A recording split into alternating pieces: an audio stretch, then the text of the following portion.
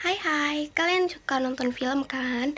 Nah, entah itu film bioskop, Netflix, atau mungkin kayak cuma lewat di beranda TikTok kalian. Nah, kalau dipikir-pikir, kadang tuh ada film yang langsung kerasa romantis banget.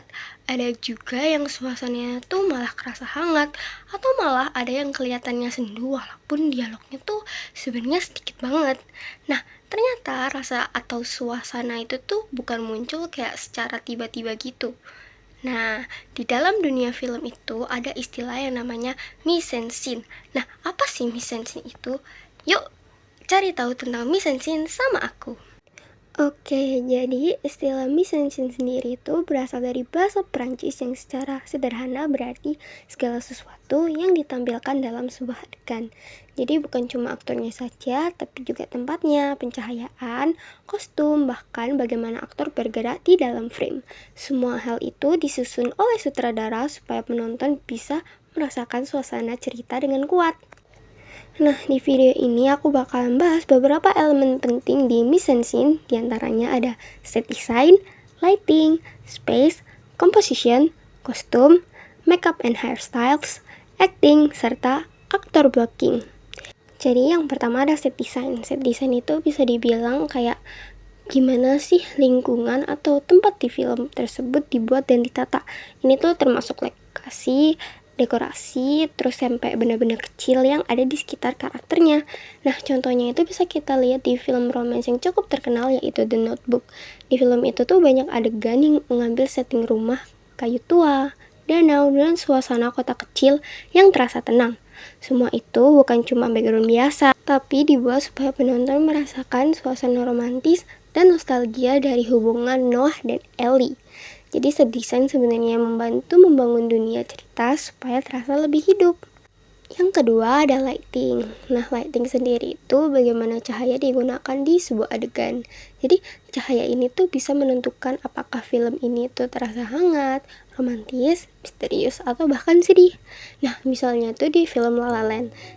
Di beberapa adegan romantis antara Mia dan Sebastian, pencahayaan tuh sering dibuat hangat dengan warna keemasan, terutama saat sunset atau malam hari dengan lampu kota. Jadi lighting ini seperti membuat adegannya terasa lebih dreamy dan romantis gitu. Nah, jadi walaupun kita mungkin gak sadar, lighting sebenarnya tuh punya peran besar banget dalam membangun emosi para penonton. Elemen selanjutnya adalah space atau penggunaan ruang dalam frame. Space ini tuh berkaitan dengan jarak antar karakter dan bagaimana ruang dalam gambar digunakan. Contohnya bisa dilihat di film Before Sunrise. Sebagian besar adegan film ini tuh hanya memperlihatkan dua karakter utama yang berjalan dan berbicara di kota Vienna. Kadang mereka duduk sangat dekat, kadang juga ada jarak di antara mereka. Jarak tersebut tuh sebenarnya membantu menunjukkan perkembangan hubungan mereka. Dari awalnya canggung sampai akhirnya menjadi lebih dekat secara emosional. Nah, itu tuh merupakan contoh yang benar-benar kelihatan banget nih perbedaan ruang antara karakter dan ruang yang digunakan.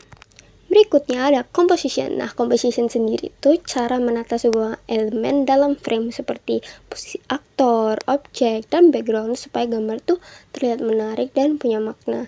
Contohnya di film Titanic, salah satu adegan paling terkenal adalah ketika Jack dan Rose berdiri di ujung kapal. Komposisi gambarnya dibuat sangat luas dengan laut dan langit sebagai background. Posisi mereka di tengah frame membuat adegan itu terasa ikonik dan penuh emosi, seolah-olah dunia tuh hanya milik mereka berdua gitu loh. Nah, jadi itu contoh dari kekuatan composition gitu loh. Gimana cara mereka menata visual biar bisa menarik mata para audiens. Nah, contoh selanjutnya ada di kostum. Nah, kalau kostum sendiri itu pakaian yang dipakai oleh karakter dalam film kan. Tapi sebenarnya fungsi kostum itu bukan cuma buat mempercantik karakter aja. Nah, kostum juga bisa menunjukkan kepribadian dan latar belakang karakter. Dari kostum aja tuh penonton udah bisa tahu perbedaan kelas sosial, terus kayak kepribadian mereka dan juga hal lain-lainnya. Elemen berikutnya ada makeup and hairstyles. Makeup dan gaya rambut itu digunakan buat membentuk penampilan karakter sesuai dengan cerita. Contohnya bisa kita lihat dalam film The Great Gatsby. Nah, kalau film ini kan memiliki makeup dan hairstyle yang khas era 1920-an nih, dengan gaya rambut bergelombang pendek dan makeup yang elegan, serta gaya fashion yang glamour. Nah, semua itu membantu penonton kayak langsung tahu nih kalau mereka itu lagi nonton film di zaman yang berbeda dari zaman sekarang. Elemen berikutnya tentu aja acting. Nah, kalau acting sendiri nih bagaimana aktor mengekspresikan emosi melalui gerakan tubuh, ekspresi wajah, dan cara berbicara.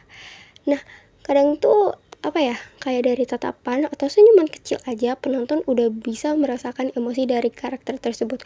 Makanya acting tuh bener-bener kunci utama dari sebuah film. Wah, kita ternyata udah di elemen terakhir nih, yaitu actor blocking. Nah, blocking sendiri tuh pengaturan posisi dan pergerakan aktor dalam sebuah adegan. Misalnya ada karakter berdiri, duduk, berjalan mendekat, atau menjauh dari karakter lain. Nah, contoh yang benar-benar kelihatan nih di 500 Days of Summer. Di beberapa adegan, posisi Tom dan Summer di dalam frame itu sering berubah. Kadang mereka jalan sampingan, kadang salah satu terlihat lebih jauh. Jadi, perubahan posisi ini nih sebenarnya membantu menggambarkan dinamika hubungan mereka sepanjang cerita. Nah, segitu aja nih dari aku, mulai dari tempat, pencahayaan, kostum, sampai bagaimana aktor bergerak di dalam frame. Semua elemen itu tuh bekerja sama untuk membuat cerita terasa lebih hidup. Jadi kadang kita sebagai penonton tuh nggak sadar ya, tapi sebenarnya setiap detail kecil di layar seperti warna lampu, jarak antar karakter, atau bahkan gaya rambut itu tuh punya peran dalam menyampaikan cerita. Jadi setelah ini kalau kalian nonton, kalian harus perhatiin deh visualnya tuh gimana. Barangkali kalian bisa notice hal-hal kecil di dalam film tersebut. Oke, sekian aja dari aku. Terima kasih.